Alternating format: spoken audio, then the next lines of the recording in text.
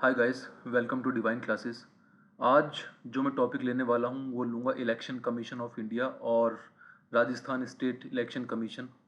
और ये जो टॉपिक्स हैं ये करंट अफेयर से तो संबंधित हैं ही, लेकिन ये इंडियन पॉलिटी के हिसाब से भी बहुत इम्पोर्टेंट टॉपिक्स हैं। और जैसा कि अभी लोकसभा इलेक्शंस चल रहे हैं तो डेफिनेटली यूपीएससी और आरपीएससी दोनों ही किसी न किसी एग्ज़ाम में यहाँ से कोई ना कोई क्वेश्चन पुट अप करेगी। तो दैट इज़ वाई मैंने ये जो टॉपिक है अब लिया है और मैं चाहता हूँ कि आप इसको ध्यान से पढ़ें। तो शुरू करते हैं कि इलेक्शन कमीशन ऑफ इंडिया है क्या। इलेक्शन कमीशन ऑफ इंडिया का जो गठन है वो हुआ था 25 जनवरी 1950 को। ठीक है।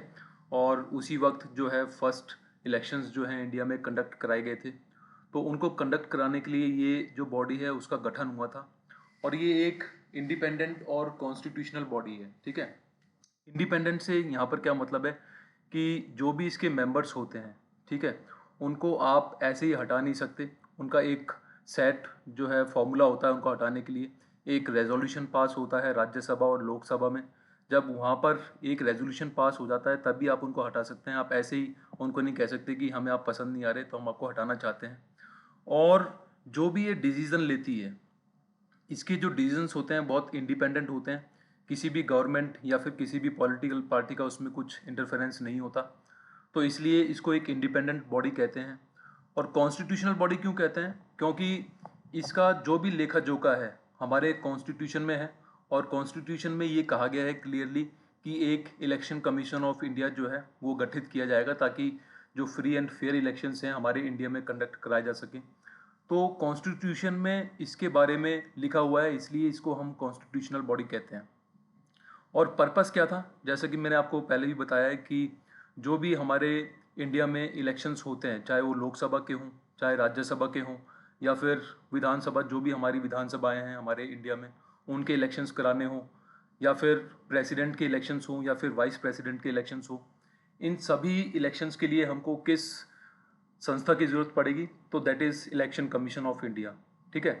एक नोट मैंने डाला है कि जो म्यूनसिपैलिटीज़ के और जो पंचायत के इलेक्शन होते हैं, जो भी अपनी नगर निकाय होती हैं और जो हमारी पंचायत होती हैं, वहाँ पर जो इलेक्शंस होते हैं उनमें जो भी संस्थाएं होती हैं उनका इलेक्शन कमीशन ऑफ इंडिया से कोई लेना देना नहीं होता।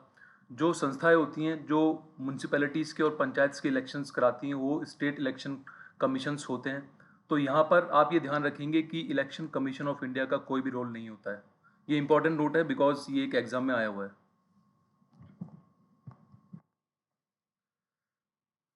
Election commission of India is a constitutional body.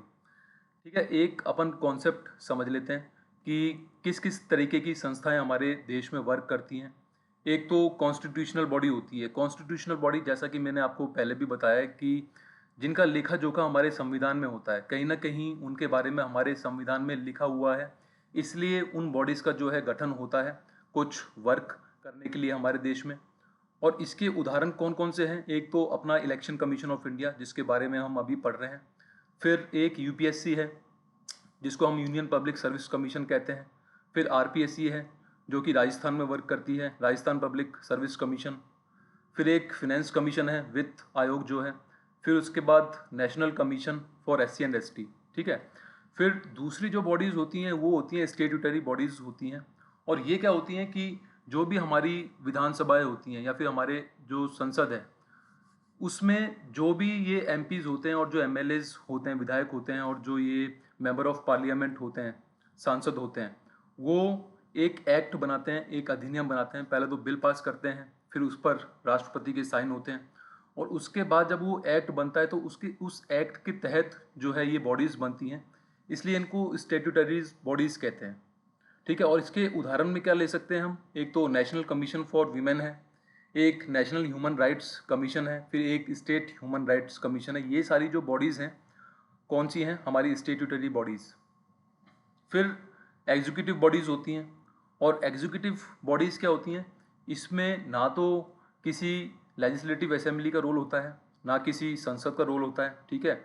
और कॉन्स्टिट्यूशन में भी इनका कोई लेखा जोखा नहीं होता है।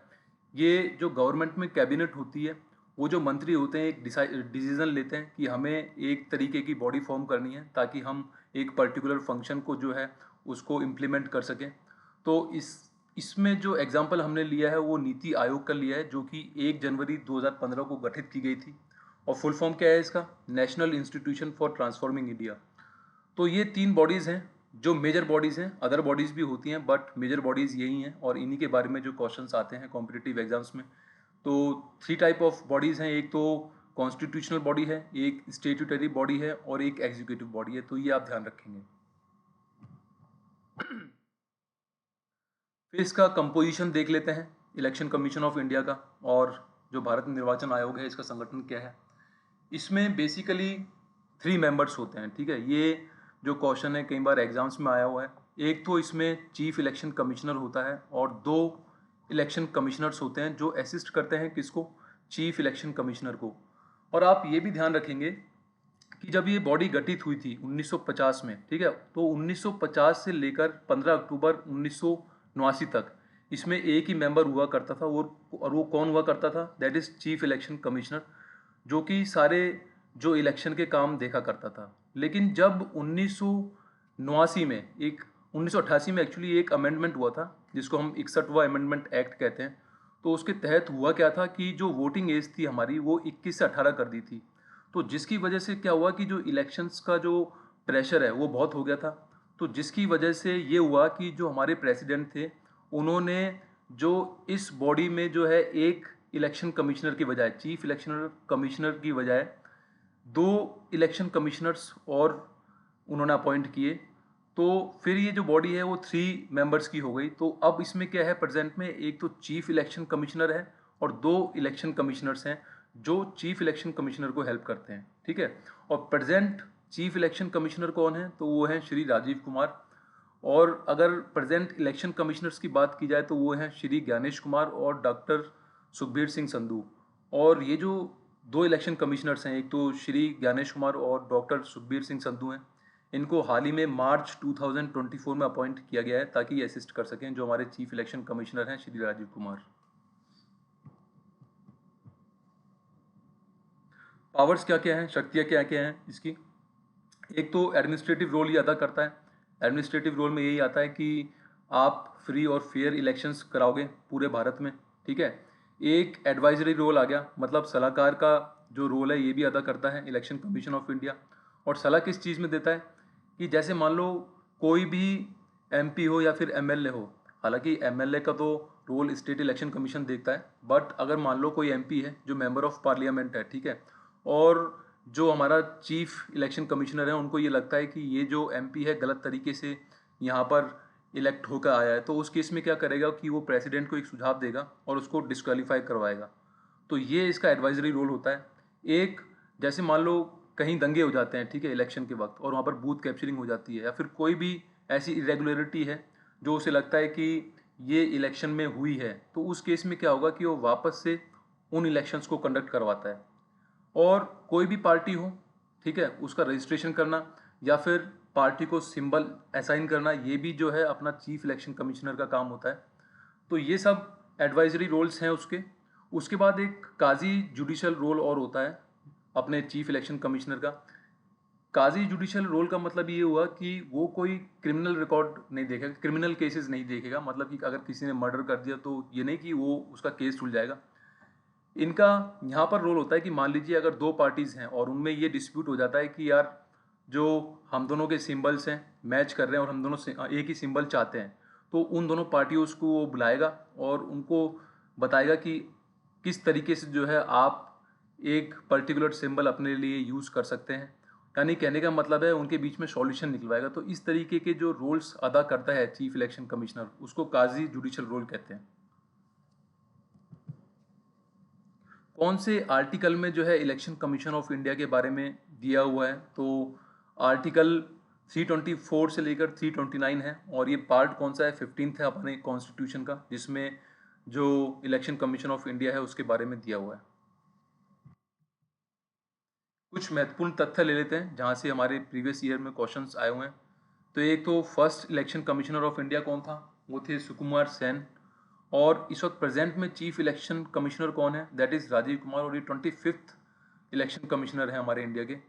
और ये भी आप ध्यान रखेंगे कि जो हमारी first women chief election commissioner थी वो कौन थी, तो वो थी वीएस रमा देवी। और इनका अपॉइंटमेंट कब हुआ था, 26 नवंबर 1990 से लेकर इन्होंने 11 दिसंबर 1990 तक काम किया है। ठीक है। और एक चीज़ और है कि जब भी प्रेसिडेंट, यानी कहने का मतलब है जो एमपीज होते हैं उनको डिसक्वालीफाई करने का काम किसका होता है, प्रेसिडेंट का।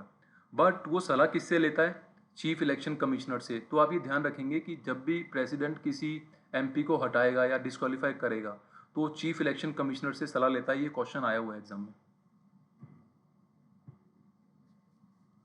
अब बात कर लेते हैं राजस्थान स्टेट इलेक्शन कमीशन की। ठीक है। राजस्थान राज्य चुनाव आयोग का गठन कब हुआ था, 1994 में। ठीक है, जुलाई 1994 में। और ये हमारे संविधान में किस अनुच्छेद में दिया गया है कि हमें एक राजस्थान स्टेट इलेक्शन कमीशन जो है गठित करना पड़ेगा, वो दिया हुआ है 243 के में। ये एक मेंबर बॉडी होती है जिसमें जो हेड होता है वो चीफ इलेक्टोरल ऑफिसर होता है। मतलब जैसे हमारा इलेक्शन कमीशन ऑफ इंडिया है, वहाँ पर हेड कौन करता है, चीफ इलेक्शन कमिश्नर। तो यहाँ पर हेड कौन करेगा, हमारे चीफ इलेक्टोरल ऑफिसर। तो ये वन मेंबर बॉडी है, आप ये ध्यान रखेंगे। कई बार एग्जाम्स में ये पूछ लिया जाता है कि हमारा जो राजस्थान स्टेट इलेक्शन कमीशन है उसमें कितने मेंबर्स होते हैं, तो आपका आंसर होना चाहिए 1। और 73rd और 74th कॉन्स्टिट्यूशनल अमेंडमेंट किया गया था हमारे कॉन्स्टिट्यूशन में। और उसके बाद ये तय किया गया था कि स्टेट इलेक्शन कमीशंस का जो है वो गठन होना चाहिए हर स्टेट में, ताकि वो म्यूनसिपैलिटीज़ और जो पंचायत के इलेक्शंस हैं वो कंडक्ट करवा सकें। ठीक है। पर्पज़ इसका वही है जो अपना इलेक्शन कमीशन ऑफ इंडिया का रहता है। बट यहाँ पर जो है ये फ्री एंड फेयर इलेक्शंस किसके कराता है, जो नगर निकाय होते हैं और जो पंचायत होते हैं। और अपॉइंटमेंट्स यहाँ पर कौन करता है, चीफ इलेक्टोरल ऑफिसर का जो अपॉइंटमेंट है वो गवर्नर करते हैं किसी भी स्टेट के। और ये किस अनुच्छेद में दिया हुआ है, हमारे कॉन्स्टिट्यूशन के 243(2)। ये भी इंपॉर्टेंट है। फिर जो कार्यकाल है, यहाँ पर एक और बड़ा डिफरेंस है। जो कार्यकाल होता है चीफ इलेक्टोरल ऑफिसर का वो होता है 5 साल, या फिर अगर उसकी उम्र हो चुकी है 65 साल तक तो ये उसका कार्यकाल होता है। लेकिन अगर हम चीफ इलेक्शन कमिश्नर की बात करें ऑफ इंडिया की, तो वहाँ पर जो कार्यकाल होता है वो 6 ईयर्स का होता है, ना कि 5 ईयर्स का। तो ये मेजर डिफरेंस है, आप ध्यान रखेंगे। और जो सैलरी और किस तरीके से इसको निष्कासित किया जा सकता है वो बिल्कुल सेम ऐसा होता है जैसे हम किसी हाई कोर्ट के जज को रिमूव और उसको जो सैलरी प्रोवाइड करते हैं, बिल्कुल सेम वही सिस्टम होता है यहाँ भी। अभी कुछ इंपॉर्टेंट फैक्ट्स हैं। ठीक है।